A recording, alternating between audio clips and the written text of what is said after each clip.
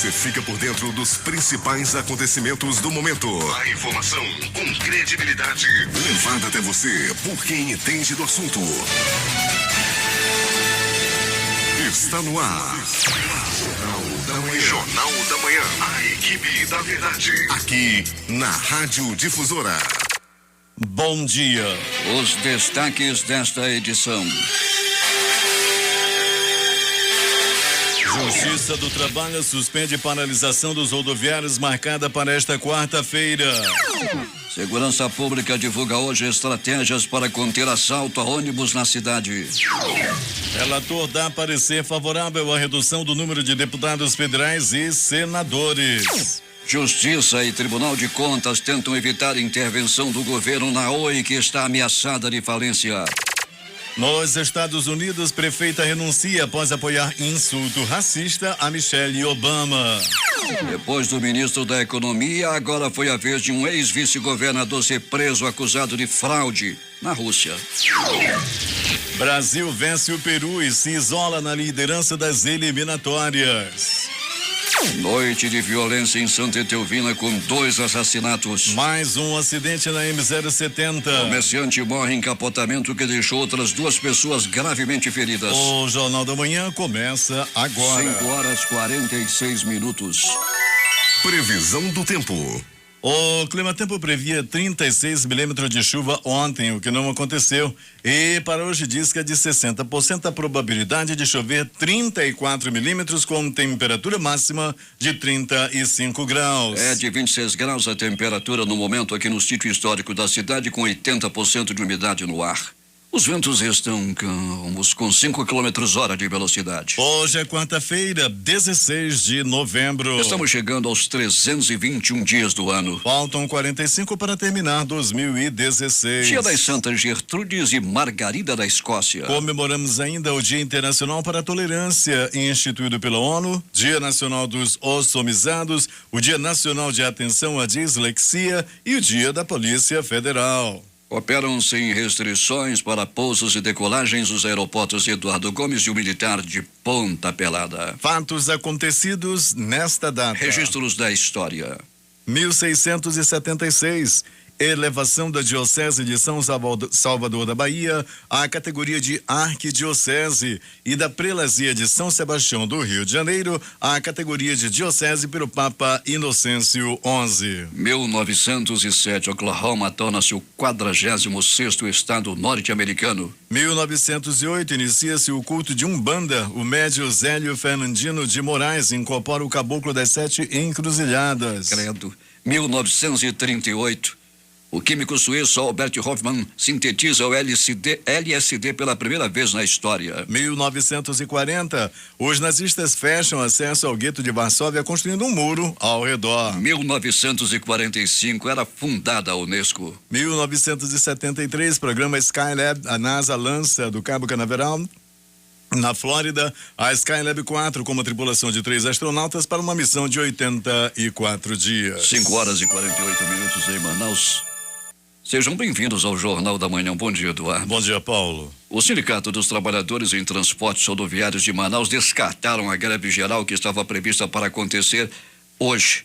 A informação é do vice-presidente do sindicato, Josildo de Oliveira e Silva. Ele ressaltou o descontentamento dos trabalhadores, afirmando que, apesar de não aceitar, a categoria optou por acatar a decisão da desembargadora do trabalho da 11ª Região, Francisca Rita Albuquerque, determinando que os rodoviários não realizem qualquer tipo de paralisação do transporte coletivo, sob pena de multa de R$50 mil por dia de paralisação. Conforme o despacho da desembargadora, como as matérias estão em tramitação, é inadmissível, do ponto de vista processual, compelir as partes a firmarem acordo. Josildo afirma que a decisão de não permitir uma paralisação foi sem fundamento, pois, de acordo com ele, os trabalhadores têm o direito de buscar melhorias no trabalho e aumento de salário. Já faz 7 meses que estamos lutando pelo aumento salarial e até agora nada disso. Josildo ressaltou que, em maio deste ano, a categoria pediu um reajuste de 10% 10% e a Justiça decretou 8%. Porém, o Sindicato das Empresas de Transporte de Passageiros do Estado do Amazonas, o Sinetran,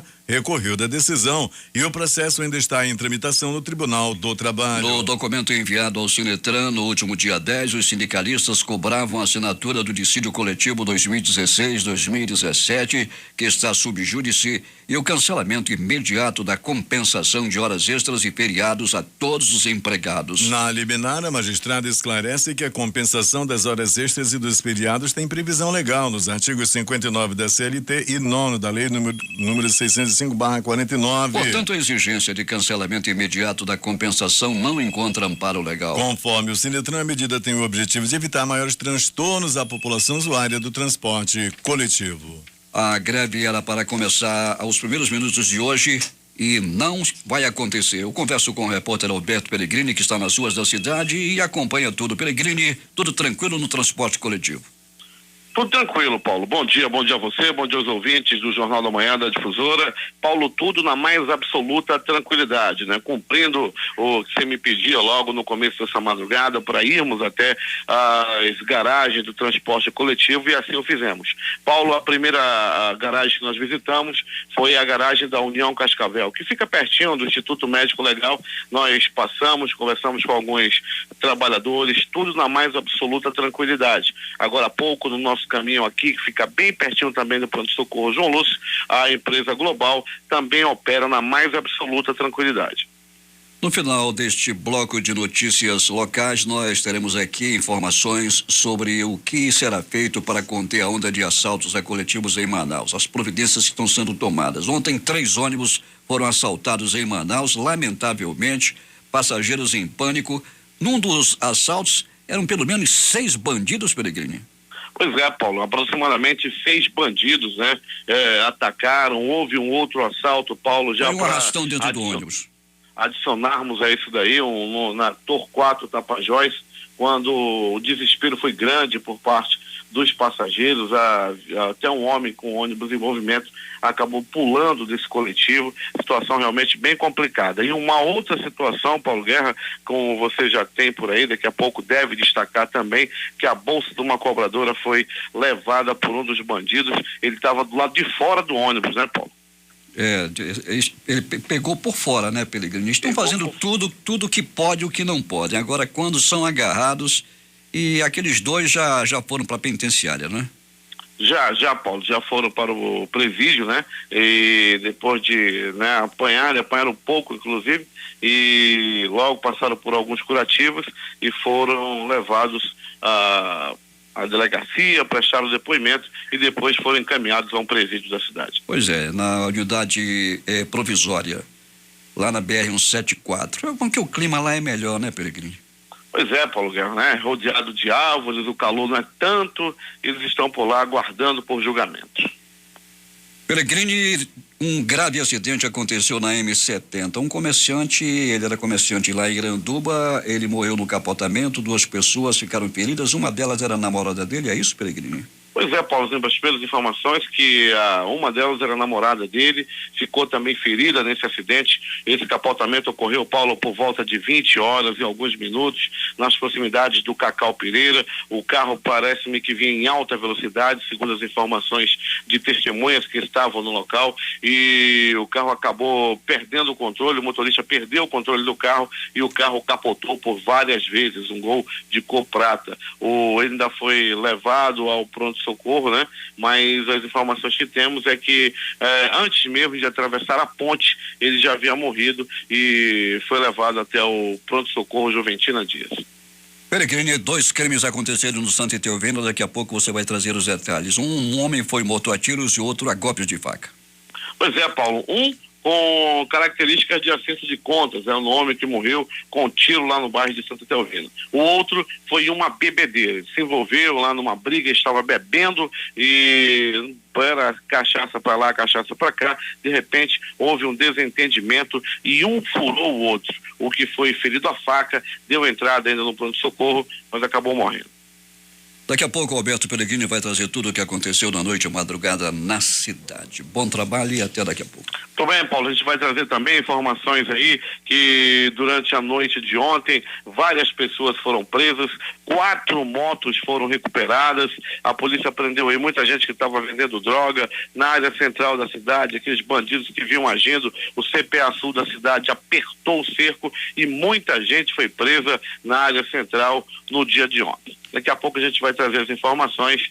Paulo Guerra. Peregrini também procura detalhes sobre aquele taxista que foi baleado, que segundo informações o estado dele é gravíssimo. Pois é, Paulo, nós temos essas informações, daqui a pouco a gente vai trazer também, Paulo. Realmente, o estado dele requer muito cuidado, ele está entubado e corre o risco, inclusive, Paulo, de ficar cego. Daqui a pouco as informações. 5h54 em Manaus. O período do feriado da Proclamação da República terminou com 4 acidentes registrados nas estradas que conectam o interior à capital. Neste feriado da Proclamação da República, os acidentes mais graves foram atendidos pela Polícia Rodoviária Federal e aconteceram na BR-174, que liga Manaus ao município de Presidente Figueiredo.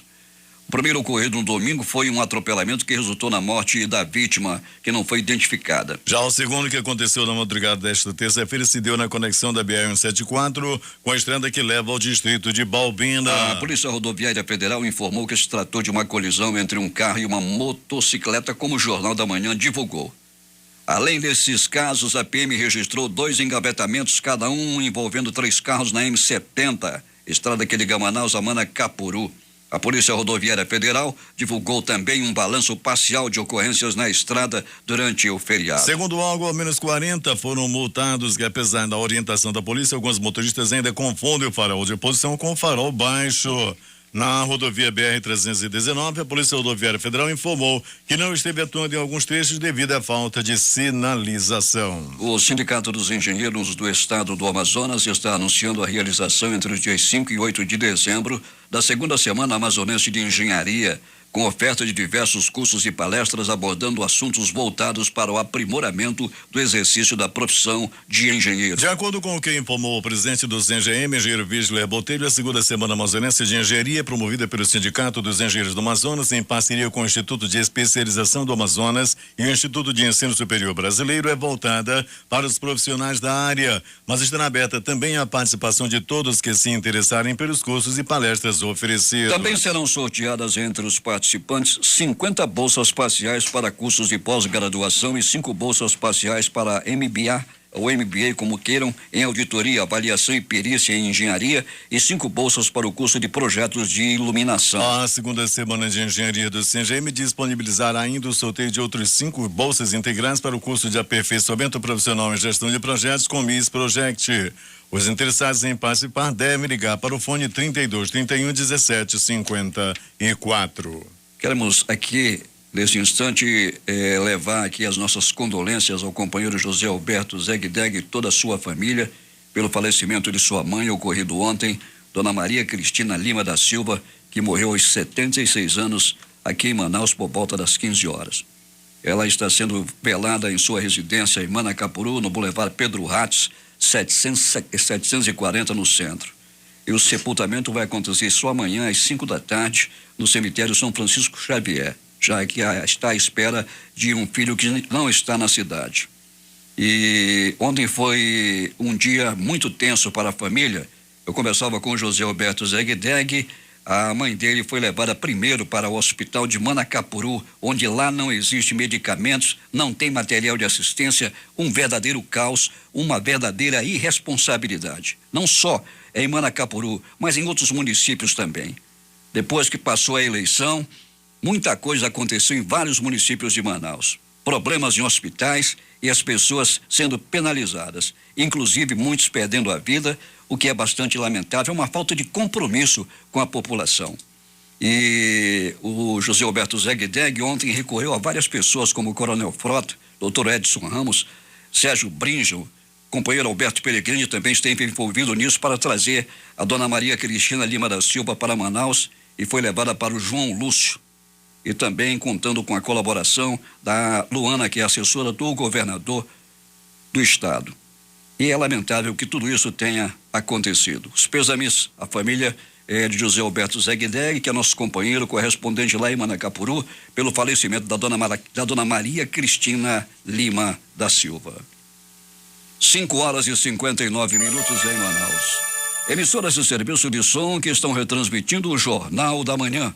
Rádios Panorama FM em Itacoatiara. Alternativas de Alvarães. Boiúna em Boa Vista do Ramos. Nova FM de Nova Olinda do Norte. Rio Madeira em Manicoré. Palmeira FM de Manacapuru. Vale do Rio Madeira em Humaitá. Nova Luz FM de Canutama. Anamã FM em Anamã. Urucará FM de Urucará. Rádio Comunitária de Urucurituba. Independência de Maués. Tupã e Eu e Você, Boca do Acre. Tucunaré e Anuri FM de Anuri. Iranduba.net. Gospel 7, Manacapuru. Nós, 6 Irmãos, Porto de São Raimundo. Alternativa da Assembleia de Deus, Distrito de Sampaio, em Altazes. Beruri, Josivã em Beruri. Show dos Bairros, em Altazes. Voz Web Rádio de Maués. Voz da Esperança, em Acajatuba. Comunitária da Colônia Antônio Aleixo. Portal Inhamundá.web Rádio. Voz Amiga Lago do Limão. Voz Reconquista, Bairro Lô, Manacá e Manacapuru. Comunitária Nossa Senhora do Carmo, Vila do Jacaré. Cultura no repartimento do Tuiué. Comunitária em Anguera, na Foz do Canomã, Distrito de Borba. E Voz Big Bom, em Iranduba. Agora 6h em Manaus, que no momento tem tempo bom, a temperatura é de 26 graus. Vem aí mais um aniversário da emissora do povo. Já imaginou a gente sem você? Difusora 68 anos, viva você. Dia 24, o dia todo é de alegria, convidados especiais e prêmios. Para participar, preencha o cupom no portal difusora24h.com. Deixe sua carta na difusora dizendo qual o programa preferido. No dia 24, participe pelo telefone 3622-2310, pelo WhatsApp 99522-2310 e redes sociais via Facebook e Instagram Difusora 24H. Pelo WhatsApp 99522-2310, você também manda em áudio sua mensagem parabenizando a Rádio Difusora. As mensagens, claro, irão para o ar. Dia 24 de novembro, Difusora, 68 anos, viva você. Oferecimento APA Móveis, lanche do Careca Lindo, Manaora Suprimentos, Autoescola Mota Bruno Celular, Cama Brás, Cama, Mesa e Banho, Empório e Supermercados Rodrigues e Rodrigues, representação Piracanjuba. 6h05. Vamos voltar com as notícias. O Superior Tribunal de Justiça deve julgar nesta quarta-feira o recurso impetrado pelo Sindicato das Empresas de Transporte de Passageiros do Estado contra a liminar desembargadora Encarnação das Graças Sampaio, que suspendeu o reajuste da tarifa do transporte coletivo em Manaus em abril deste ano. O Dia Mundial em Memória às Vítimas de Acidente de Trânsito será lembrado em Manaus no próximo domingo, dia 20, com a realização da terceira corrida Manaus pela Paz do Trânsito do Complexo Turístico da Ponta Negra às 7h da manhã. Os participantes que se inscreveram no mês de setembro para o evento esportivo permanecem com a inscrição válida. Como ainda existem kits disponíveis, os interessados em participar podem se inscrever nesta quinta-feira, dia 17, na sede do Instituto Municipal de Engenharia e Fiscalização de Trânsito, Manaus Trans, localizado na Avenida Tefé, de 9 às 19 horas. No ato da inscrição, o participante deve doar 2 latas de leite em pó ou 2 pacotes de 400 gramas. As inscrições serão encerradas ao final das 500 vagas disponíveis. A largada e chegada serão no Anfiteatro da Ponta Negra, com o percurso total de 5 quilômetros, acompanhado por batedores do Manaus Trans e coordenação de profissionais de educação física. O evento esportivo tem apoio do projeto Vida no Trânsito. 6h06. O feriado desta terça-feira foi dia de sair às compras em Manaus. No centro da cidade, as lojas de decoração de Natal foram as mais concorridas pelos consumidores. Os lojistas comemoraram o aumento da procura dos artigos natalinos neste mês de novembro e acreditam que as vendas serão de até 10% maiores em relação a 2015. O Teatro Amazonas recebe nesta quinta-feira, a partir das 20 horas, a 6ª edição do Festival Música na Estrada. O concerto, que também integra a série Guaraná 13 e os 120 anos do Teatro Amazonas, fica a cargo da Amazonas Filarmônica, sob a direção musical e regência do maestro Marcelo de Jesus, e também conta com a participação especial do pianista brasileiro de origem romena, Christian Budo. O principal tema do espetáculo é o compositor alemão Robert Schumann. Nascido em Zwickau em 1810 e falecido em Bonn no ano de 1856, O alemão é considerado um dos principais nomes do período do romantismo, tendo escrito peças para órgão, piano, solo, música de câmara, coral e concertos. A primeira obra do concerto é a abertura da ópera Genoveva, composta no ano de 1849. O chefe de comunicação da Polícia Civil do Amazonas, Wallace Lima Peixoto, suspeito de assédio sexual e moral, abuso de poder e autoridade, foi exonerado do cargo ontem. A informação é do delegado-geral Francisco Sobrinho, que já convocou para a vaga o jornalista Antônio Lopes, que começará a atuar a partir desta quarta-feira. Sobrinho afirmou que espera mudanças relevantes na assessoria de comunicação do órgão. O secretário de Segurança Pública do Amazonas, Sérgio Fontes, concede nesta quarta-feira entrevista à imprensa para falar sobre as estratégias utilizadas para coibir os assaltos a transporte coletivo em Manaus. Além do reforço no policiamento ostensivo e operações contínuas dos órgãos de segurança, a Secretaria destaca como estratégias em fase de implementação. A ação em conjunto com o Ministério Público Estadual para acabar com o pagamento em dinheiro das passagens e inabilitação dos celulares roubados no momento da lavratura do boletim de ocorrência. Ação em parceria com a Embratel. Solicitação de ampliação do programa de tornozeleiras eletrônicas para todos os criminosos que usem de violência ou grave ameaça para realizar seus crimes. E implantação de um banco próprio de todos os elementos envolvidos neste tipo de crime, bem como respectiva área de atuação. Polícia. Temos informações com J. Rai. Paulo Guerra, o cabo da Polícia Militar de Roraima, Arnaldo Alves de Sena, de 38 anos, foi morto a tiros na tarde de ontem em sua própria residência no bairro Santa Teresa, na zona oeste de Boa Vista.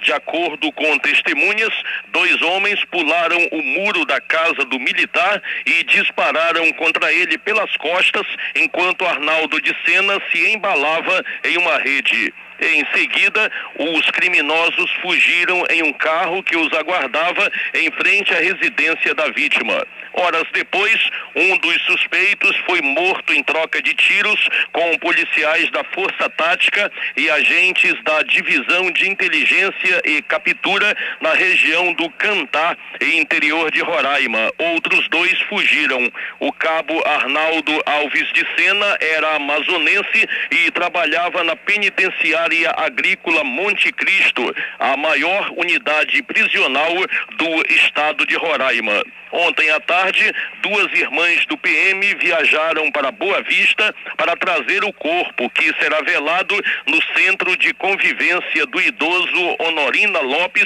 aqui em Iranduba, onde mora a família do cabo Arnaldo de Sena.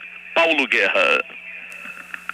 Muito obrigado, J.R., pela informação. 6h12. Vamos saber o que aconteceu na noite madrugada na cidade. Alberto Pellegrini.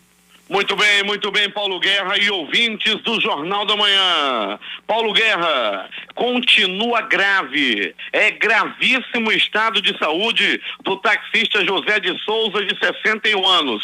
Conforme o Jornal da Manhã já divulgava na manhã de sábado, esse taxista foi barbaramente assaltado e violentado com um tiro na boca naquela ocasião. 2 bandidos fizeram esse crime. Paulo, um deles entrou no carro e anunciou o assalto nas proximidades da Avenida Camapuã, no bairro Cidade de Deus. O outro bandido dava apoio a esse crime dirigindo um Voyage preto. O taxista, segundo as informações, teria reagido ao assalto e foi ferido com um tiro na boca. As informações dão conta de que o estado dele é muito grave, ele continua entubado, não teve ainda nenhuma melhora significativa e corre o risco, inclusive, de ficar cego. Os familiares pedem aí as orações de todo mundo, dos seus colegas taxistas. Ele era motorista da Cidade Nova Rádio Táxi e foi covardemente ferido com um tiro na boca na noite, na madrugada de sábado, já de sexta para sábado, conforme nós informamos aqui no Jornal da Manhã. O estado dele é gravíssimo, segundo o último boletim de ocorrência divulgado pelo pronto-socorro João Lúcio. Assalto a coletivos. Paulo Guerra, na noite de ontem, mais 2 ônibus foram assaltados, mais 3 na realidade. Os casos que chamaram mais atenção foi um assalto da linha 560 na Torquato Tapajós, nas proximidades do pronto-socorro Delfina Viz. O assalto aconteceu por volta das 20h30. Um outro assalto a coletivo foi o da linha 316, assalto esse que ocorreu na Avenida de João Batista, próximo ao Shopping Milênio. Ainda bem, Paulo, que nesse caso da linha 316, ninguém ficou ferido nesse assalto. Os bandidos estavam nervosos, armados com faca e entraram no ônibus para assaltar. Haverá hoje uma entrevista coletiva com o doutor Sérgio Fontes, que vai falar aí do combate que será reforçado. Já existe, é bom que se diga que já existe toda uma prevenção, existe todo um policiamento, mas a ação dos bandidos estão cada vez mais audaciosas, e com isso a Secretaria de Segurança, a partir de hoje, promete uma ação ainda mais firme em relação a esses bandidos que estão assaltando os coletivos na cidade. A Secretaria de Segurança, o batalhão da PM de Urucará, prendeu o assassino do professor. O professor que foi assassinado no último domingo. O assassino preso, Alailton Reis, de 44 anos, o vulgo Baixinho. Após ser preso, ele confessou o crime e disse que matou o professor, porque o professor falou umas palavras que ele não gostou. Parece que houve uma discussão e esse homem aí, esse tal de Baixinho, matou um professor lá de Urucará, uma pessoa muito conhecida. O professor foi assassinado no último domingo lá na cidade de Urucará. Movimentação muito intensa aí ontem, após a prisão desse bandido. Muita gente queria botar as mãos no Baixinho. Mais um bandido foi preso. Raimundo Costa de Souza, 49 anos, foi preso com cerca de 20 quilos de skunk. 20 quilos de skunk, Paulo Guerra e ouvintes do Jornal da Manhã, está avaliado em aproximadamente R$160 mil. A polícia conseguiu prender esse homem, ele estava aí com toda essa droga, estava vindo aí, roubava carro em Manaus e mandava também para o município de Tabatinga. Está todo enrolado, ele roubava carro, vendia droga, e foi mais uma grande apreensão da Secretaria de Segurança que prendeu esse bandido, que foi preso pelo Grupo Fera, o DENARC e a DRF também, participaram aí da prisão desse homem. Raimundo Costa de Souza, 49 anos, o vulgo Nenhato, foi preso à noite de ontem. E mais de polícia. Paulo Guerra e ouvintes do Jornal da Manhã, você que tem carro, você que tem moto, todo cuidado é pouco com seu veículo. A Polícia Militar, à noite de ontem, recuperou mais algumas motos que haviam sido roubadas. Uma motocicleta foi recuperada pela Secretaria de Segurança, pelos policiais da 8ª SICOM. Essa moto havia sido roubada e foi localizada no bairro da Compensa. Outra moto roubada também foi recuperada. É uma Honda 150 cilindradas. Foi roubada e foi recuperada na rua Barra do Bugre, no bairro Tancredo Neves. Foi uma ação dos policiais da 14ª SICOM. Outra moto recuperada, Avenida Ramos Ferreira, no centro da cidade, por volta de 23 horas, era noite de ontem, por policiais da 24ª SICOM. Aliás, a 24ª, o CPA Sul da cidade, reforçaram e muito o policiamento agora, nessa época de final de ano, para coibir os assaltos. Conversava com o Coronel Cavalcante, no dia de ontem, várias pessoas desses ladrõezinhos lá do centro foram presos e o policiamento foi reforçado. Resultado, muita gente presa e uma sensação maior de segurança no centro da cidade, graças às ações da Secretaria de Segurança e do CPA sul da cidade. Moto recuperada. Outra moto foi recuperada, essa foi lá no no bairro Lago Azul. Foi uma ação dos policiais da 26ª SICOM. Outra moto recuperada, uma Honda 125, foi lá na comunidade Riachuelo, na zona oeste da cidade. Foi uma ação dos policiais da 20ª SICOM. A equipe de motociclistas das viaturas da 20ª SICOM abordou um veículo de placa PHS 7109, uma Saveiro de cor branca. Era conduzida pelo Isaac Ferreira Rosa, 24 anos. No interior do veículo foi encontrado 2 armas, sendo uma tipo espingarda e a outra uma escopeta. Estava andando aí, passeando com essas armas, e a polícia, mais uma vez aí de olho, atentos, policiais da 20ª SICOM prenderam o homem e apreenderam as armas.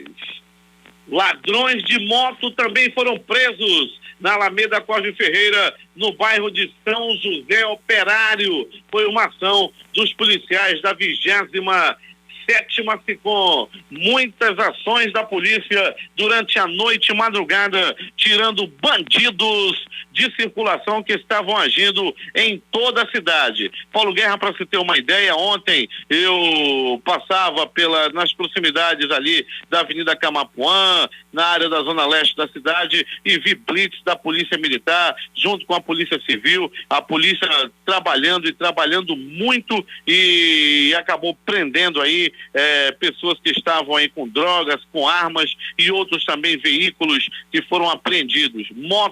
Muitas motos sem documentos apreendidas no dia de ontem por parte da Polícia Militar e da Polícia Civil.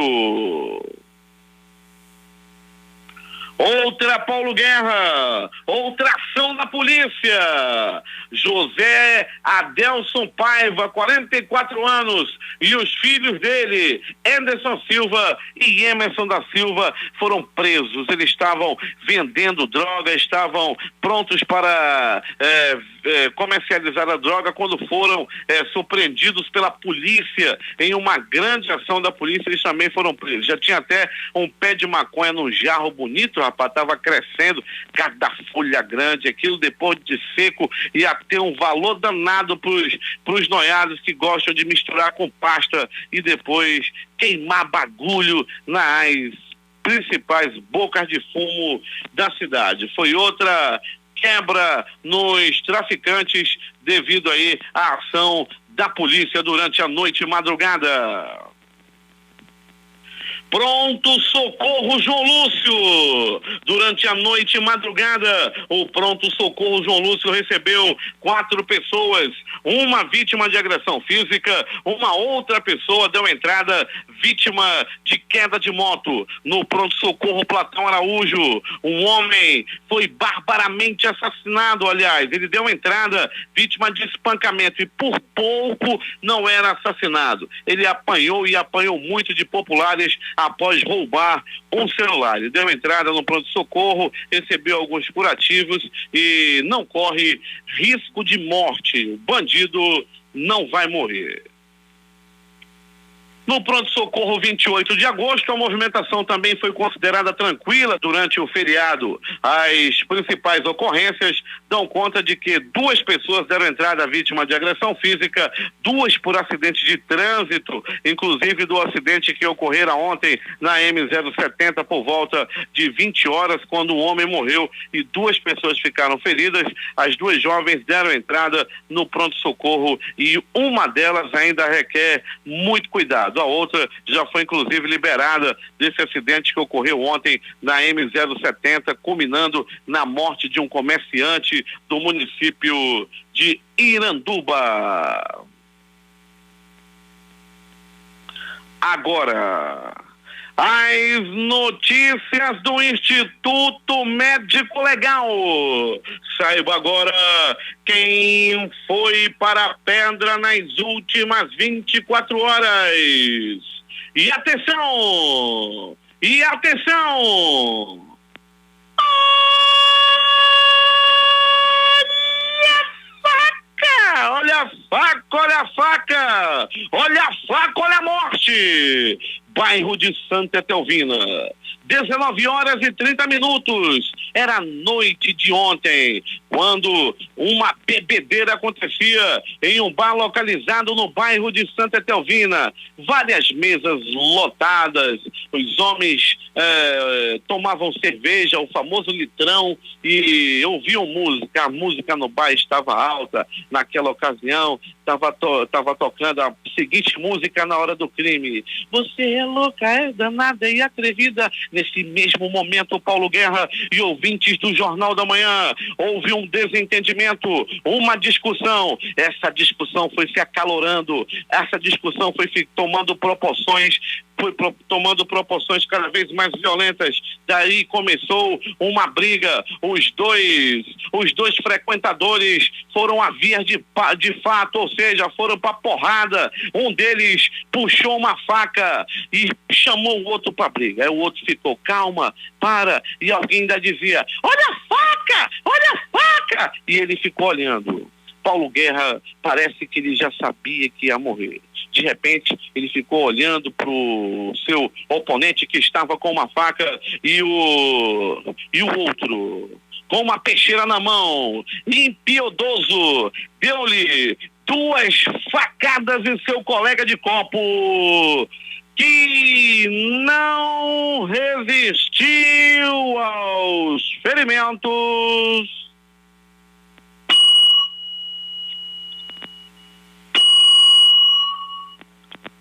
e morreu. O crime aconteceu, repito, Paulo Guerra, no bairro de Santa Etelvina, e ocorrera por volta de 19h30. A vítima tinha 37 anos de idade e foi barbaramente assassinado na ponta de uma faca no bairro de Santa Etelvina. Aliás, Paulo Guerra e ouvintes, a morte passeou no bairro de Santa Etelvina. A morte passeou de moto. As informações dão conta de que o motoqueiro fantasma apareceu em uma rua do bairro de Santa Etelvina por volta de 23 horas. Um homem caminhava tranquilamente arrastando a chinela. Às 23 horas, ele assoviava. Ele assobiava e ele não sabia, Paulo Guerra, que era a última canção que ele cantarolava em sua vida. Ele tinha 23 anos de idade. De repente, o motoqueiro fantasma apareceu perto dele. Trocaram ali uma meia dúzia de miolo de pote, uma conversa rápida. De repente, o motoqueiro fantasma impiedosamente disparou um único tiro que atingiu o coração da vítima, e ele não resistiu aos ferimentos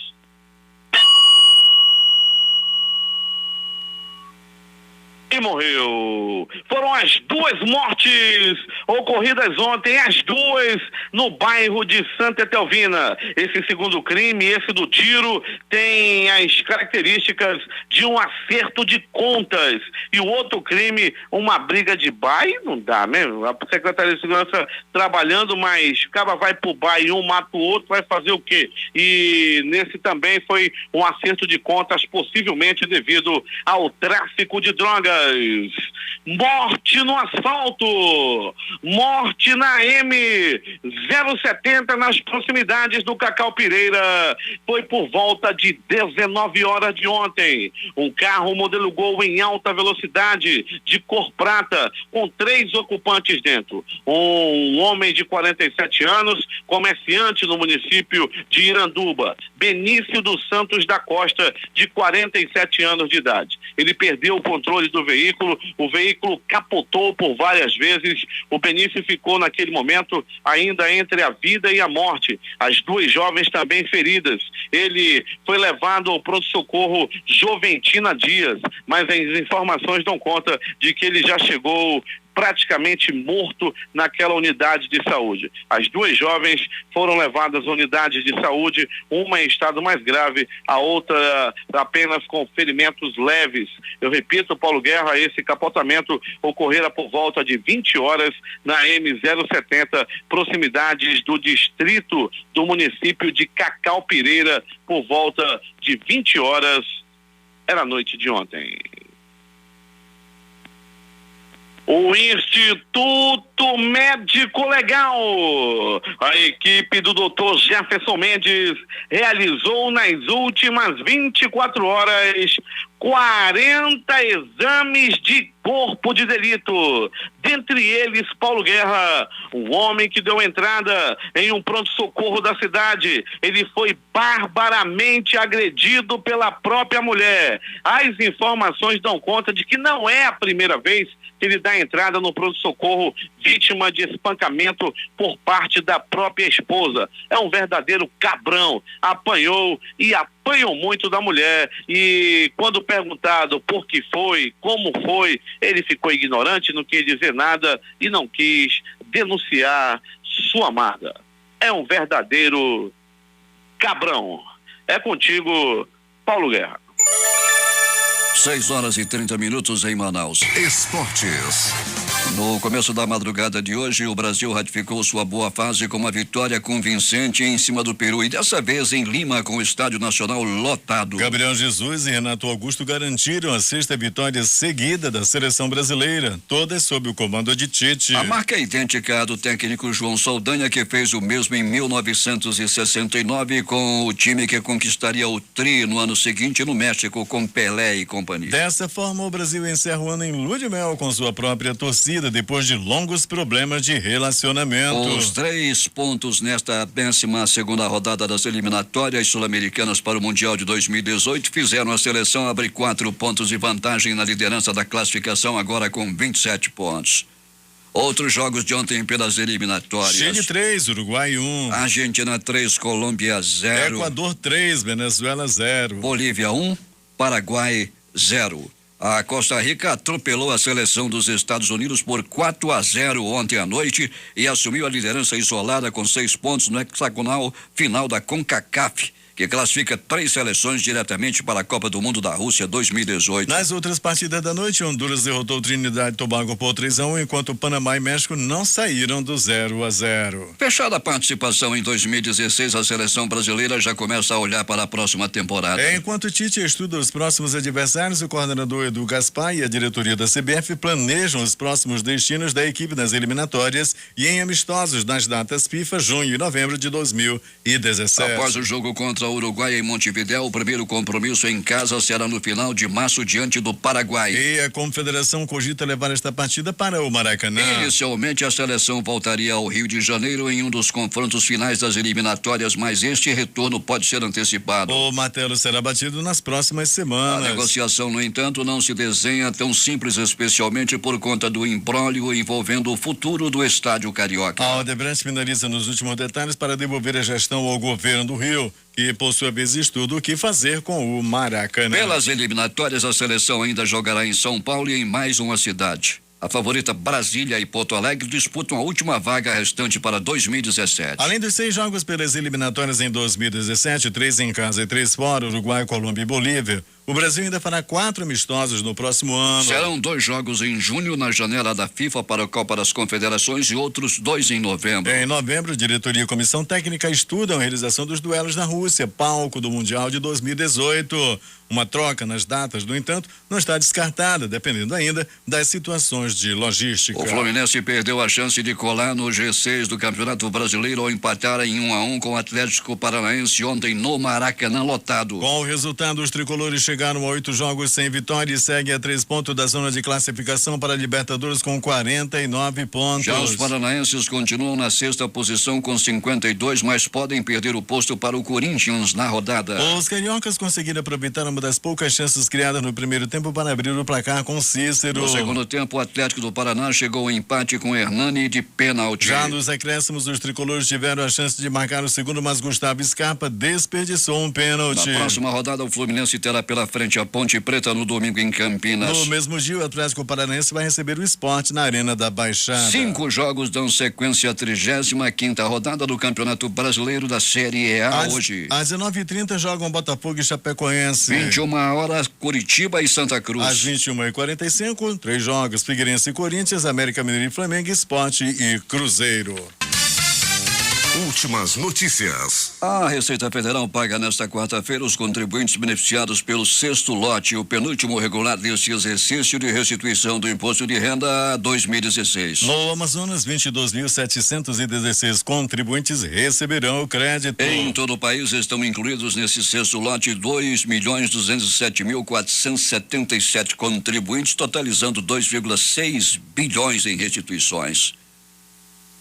O ex-jogador Ronaldo pôs à venda sua mansão no Jardim Europa, lá em São Paulo. O imóvel foi comprado em 2010 do ex-piloto Pedro Paulo Diniz e tem uma vizinhança poderosa. O banqueiro Azuri Safra, por exemplo, mora por ali. Mas quem se interessar, Eduardo, pela casa vai precisar desembolsar pelo menos essa pequena quantia de 25 milhões de reais.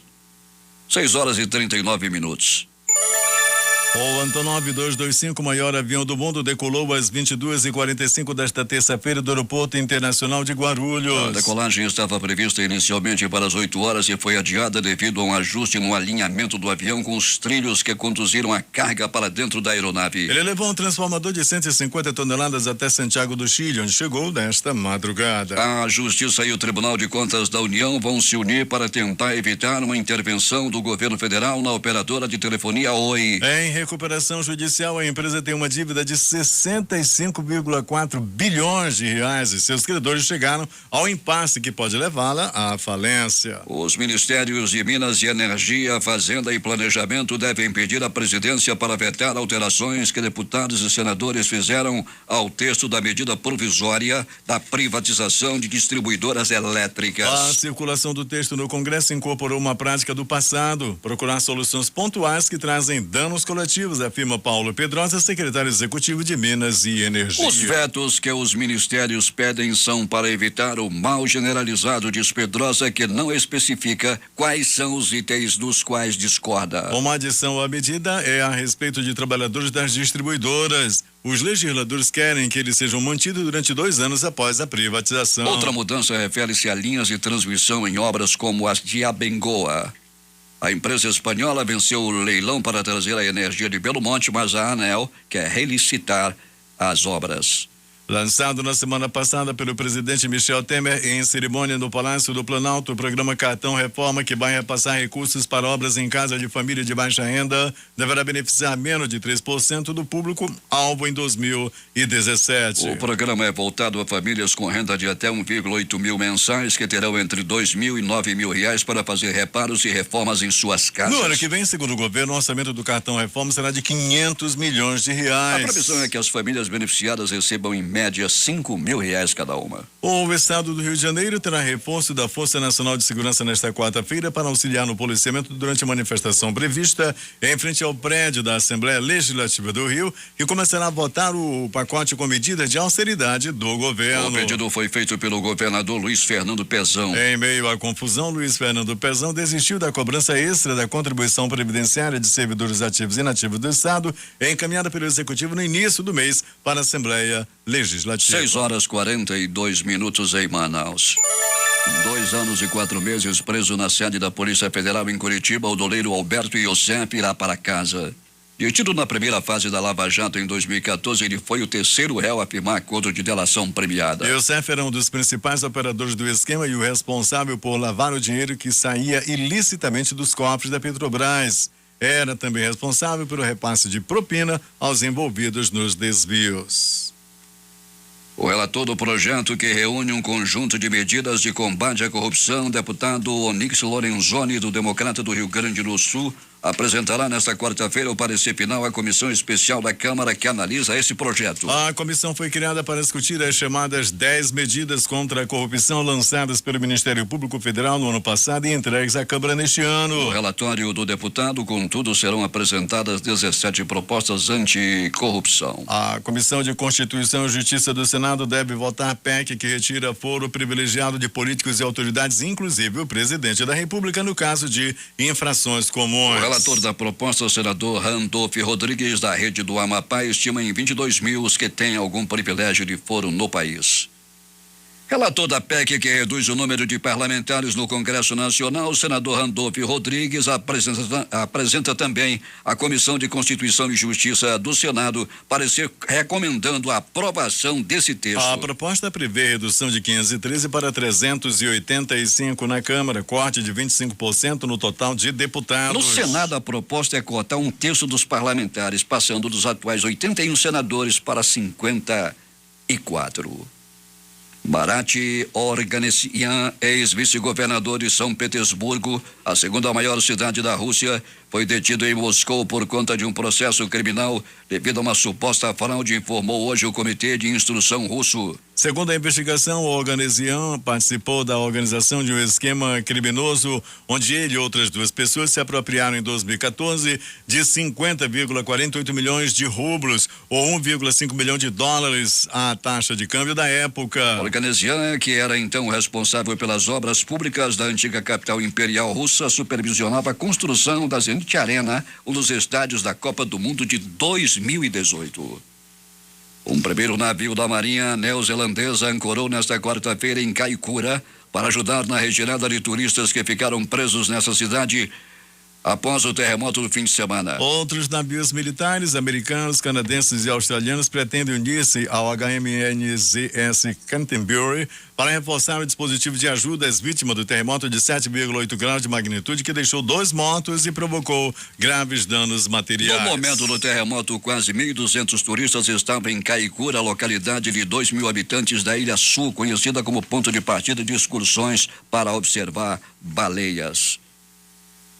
Um arquiteto de esforços anti-imigração que diz estar assessorando o presidente eleito dos Estados Unidos, Donald Trump, disse que a nova administração pode implementar rapidamente a construção de um muro na fronteira entre Estados Unidos e México, sem buscar a aprovação imediata do Congresso. O secretário do Estado de Kansas, Chris Kobach, que ajudou a criar leis imigratórias no Arizona e outros locais, disse em entrevista que assessores políticos de Trump também discutiram o esboço de uma proposta para que o republicano considere restaurar um registro para imigrantes de países muçulmanos. Depois de apontado pelo ex-gerente de Relações Institucionais da Camargo Correia, Gustavo da Costa Marques, como um dos operadores de propinas ao senador e ex-ministro Edson Lobão do PMDB do Maranhão, o empresário Rodrigo Brito iniciou tratativas para um acordo de colaboração com investigadores da Lava Jato. O jornal Estado de São Paulo apurou que ele pretende prestar novo depoimento a ser prestado à Polícia Federal. Rodrigo é filho de Fernando Brito, dono da AP Energy Engenharia e Montagem, que, segundo as investigações, foi usada pela Camargo para intermediar pagamento de ao menos R$2 milhões a Lobão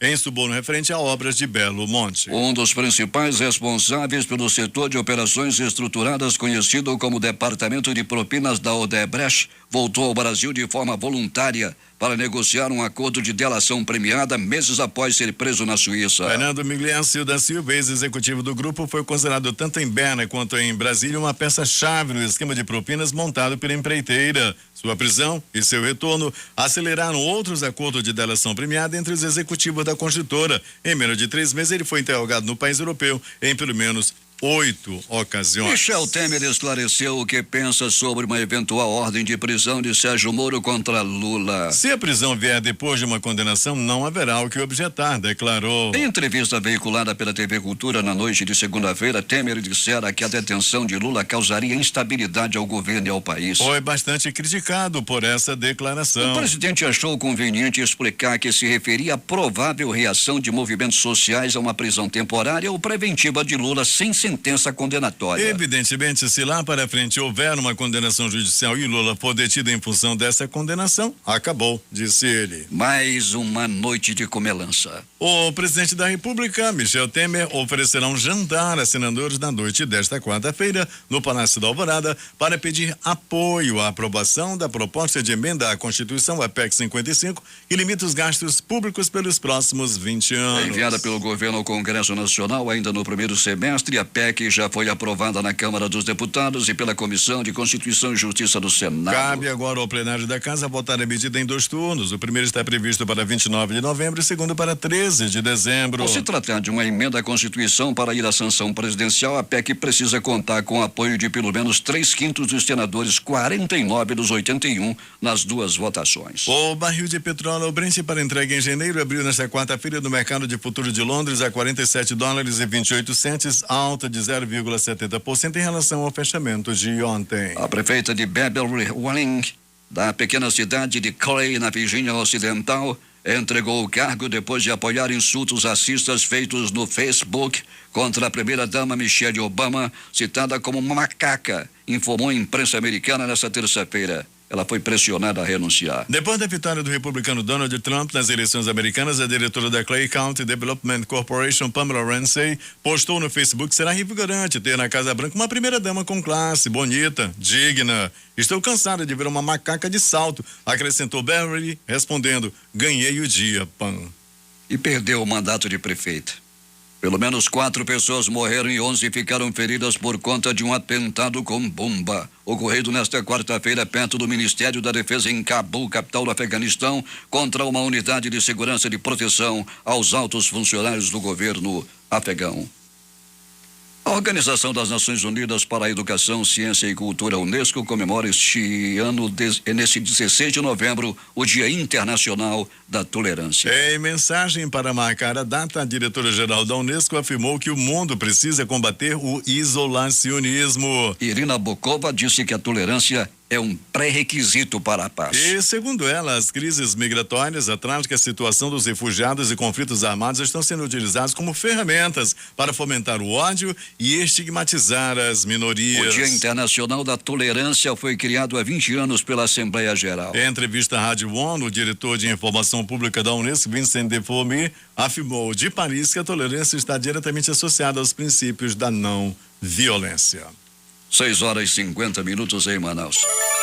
Destaques de capa dos principais jornais do país nesta quarta-feira. Lá no Rio de Janeiro, o Globo estampa: Zika é transmitido por agulha e feridas e vive até 8 horas fora do organismo. Folha de São Paulo. STF deixa de julgar 1/4 dos processos contra políticos que perderam foro. O Estado de São Paulo. Tribunal de Contas deram aval à maquiagem dos governos estaduais. No Planalto Central, na capital da República, o Correio Brasiliense. Jovem que atropelou mãe já tinha tentado agredi-la em outra ocasião. O Valor Econômico. Receita Federal deposita nesta quarta penúltimo lote de restituições do imposto de renda. Estado de Minas. Explosão em usina da Gerdau mata 3 funcionários da região central. No Recife, Jornal do Comércio. Estudante é presa no aeroporto do Recife com 5,9 quilos de haxixe. Diário do Nordeste. Morre PM baleado em Sobral, 26º agente assassinado em 2016. Porto Alegre, 0 hora. Adolescente suspeito de participar de homicídio no aeroporto é apreendido. O Brasil Econômico. Lula insiste que Planalto informe sobre suas 84 missões empresariais. O único jornal a chegar à nossa redação hoje é a Crítica que estampa: Segurança nos ônibus, fim do dinheiro é proposta contra assaltos. Estas foram as principais notícias de ontem e as primeiras de hoje. Termina aqui o Jornal da Manhã. Participaram desta edição reportagens J. Rai e Alberto Pellegrini. Operação de rádio Itamar Jardina, Hamilton Cabral, supervisão técnica Carlos Luiz. Apresentação Eduardo Silva e Paulo Guerra. Nossa próxima edição amanhã às 5h45. Em instante chega aqui mais um super campeão de audiência, a Grife dos Comunicadores, Valdir Correia, e o programa que leva a sua assinatura. Bom dia.